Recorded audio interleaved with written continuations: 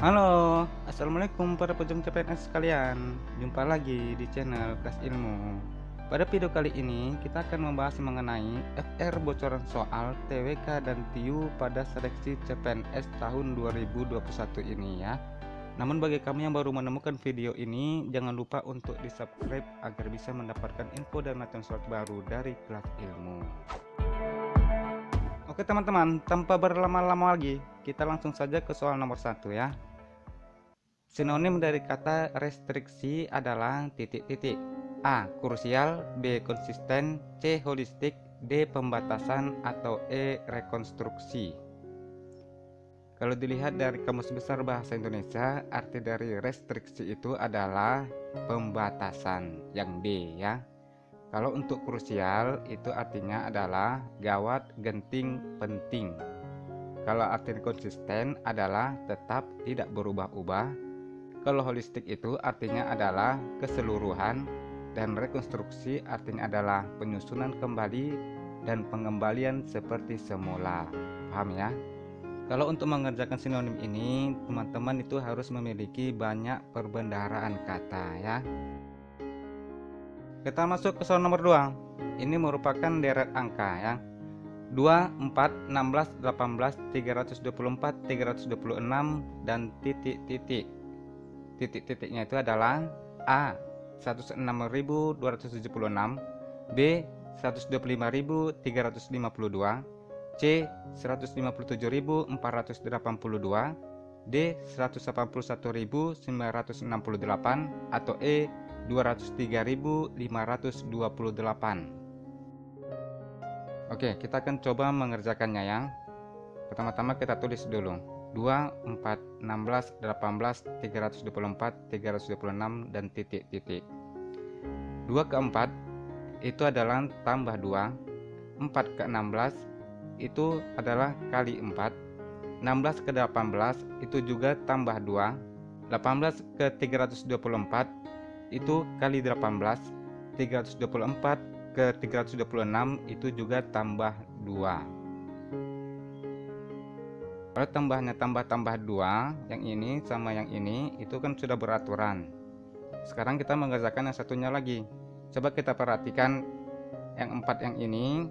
Setelah itu kan ada kali 4 yang ini. Kemudian angka 18, setelah itu ada kali 18. Seperti 326 berarti dia kalinya pun kali 326 ya. 326 dikali 326, 6 kali 6 itu ekornya 6. Kita cari yang ada ekornya 6, berarti yang A. 106.276. Berarti jawabannya di sini adalah yang A. Paham ya? Kita lanjut terus ke soal nomor 3. Kegagalan pelaksanaan pola pembangunan berencana tahap 1 pada masa demokrasi terpimpin disebabkan oleh titik-titik. A. Terjadinya krisis pangan, B. Terjadinya krisis kepemimpinan, C. Terjadinya kenaikan harga bahan pokok, D. Tidak tersedianya sumber daya manusia, atau E. Dilaksanakannya proyek-proyek mercusuar. Oke, pola pembangunan berencana tahap pertama itu terjadi pada tahun 1961 sampai 1969 ya, pada masa demokrasi terpimpin. Salah satu kegagalannya adalah pelaksanaan politik mercusuar ya. Pelaksanaan politik mercusuar ini itu antara lain adalah pembangunan Monas. Lalu yang kedua, pembangunan jembatan Semanggi, dan yang ketiga adalah pembangunan Stadion Senayan Jakarta.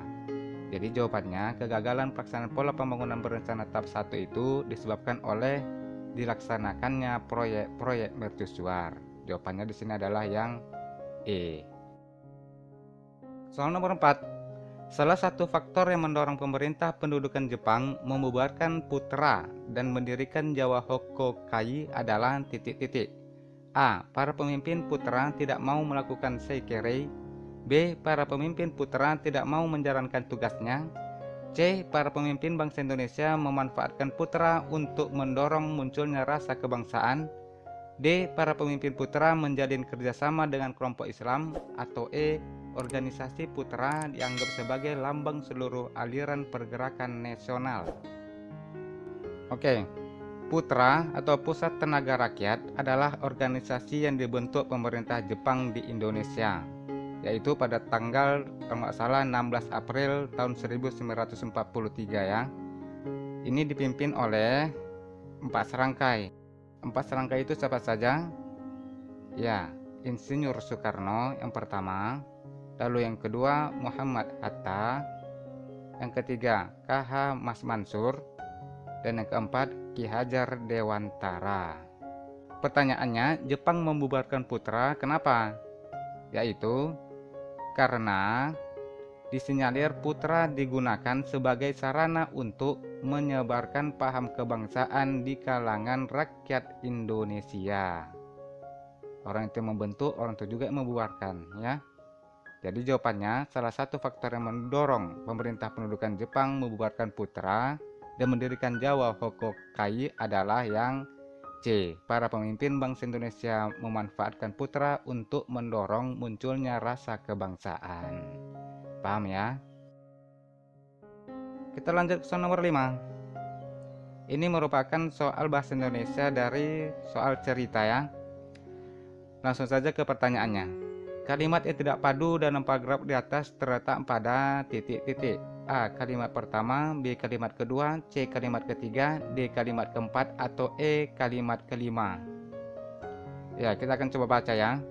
Kalimat pertamanya itu, cuaca ekstrim akhir-akhir ini dengan panas yang sangat menyengat memang dirasakan masyarakat.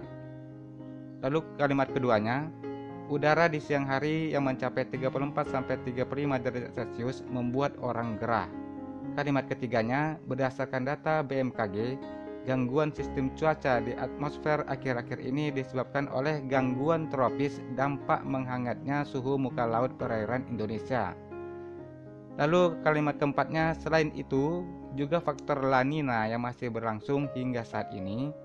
Dan kalimat kelimanya, oleh karena itu kondisi ini membuat masyarakat berbondong-bondong membeli alat-alat elektronik berupa AC dan kipas angin.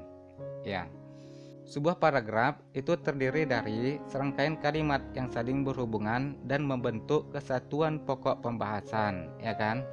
Kalimat-kalimat membentuk sebuah paragraf haruslah saling terkait dan berhubungan dengan topik pembahasan agar dihasilkan paragraf yang padu. Walaupun begitu, kadangkala ada sebuah paragraf yang bisa terdapat kalimat yang tidak padu. Kalimat tidak padu ini adalah kalimat yang menyimpang atau tidak berhubungan dengan topik pembahasan. Saya ulangi, kalimat tidak padu adalah kalimat yang menyimpang atau tidak berhubungan dengan topik pembahasan. Umumnya kalimat tidak padu dapat dikenali dengan cara melihat hubungannya dengan kalimat lainnya. Jika kalimat tersebut memiliki keterkaitan yang cukup jauh dengan rangkaian kalimat lainnya, maka kalimat tersebut merupakan kalimat yang tidak padu ya.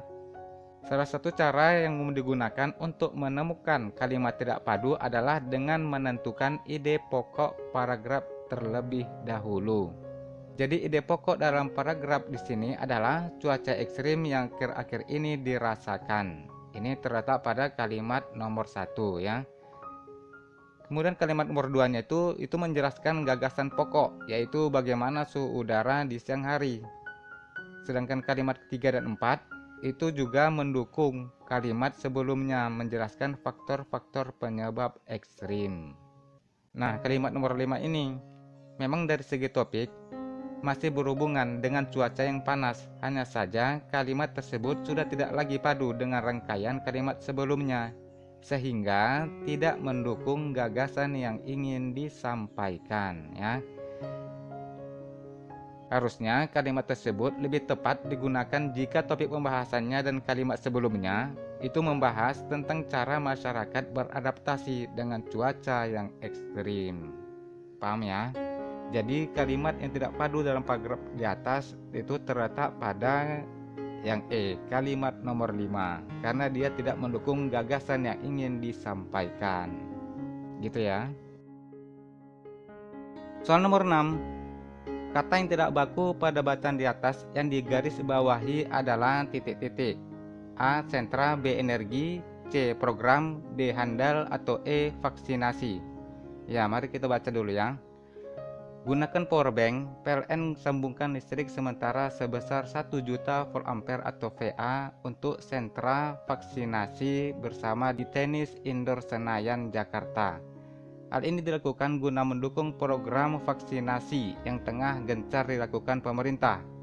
Seperti diketahui, perlengkapan pendukung dan tempat penyimpanan vaksin membutuhkan energi listrik yang cukup dan handal.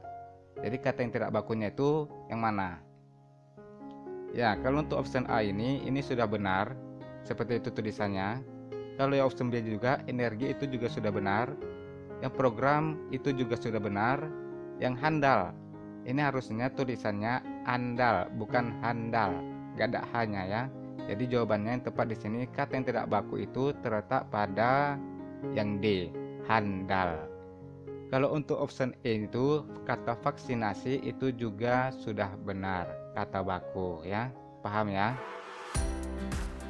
Oke teman-teman, sekian dulu video pembahasan FR bocoran soal TWK dan TIU pada seleksi penerimaan CPNS kali ini. Nanti kalau ada lagi soalnya akan saya share di channel ini ya. Kita menjadi bijak bukan karena ingatan masa lalu kita, tetapi oleh tanggung jawab untuk masa depan kita. Akhir kata, terima kasih sudah menyaksikan dan semoga bermanfaat. Nanti insya Allah kita akan berjumpa lagi pada video-video pembahasan lainnya.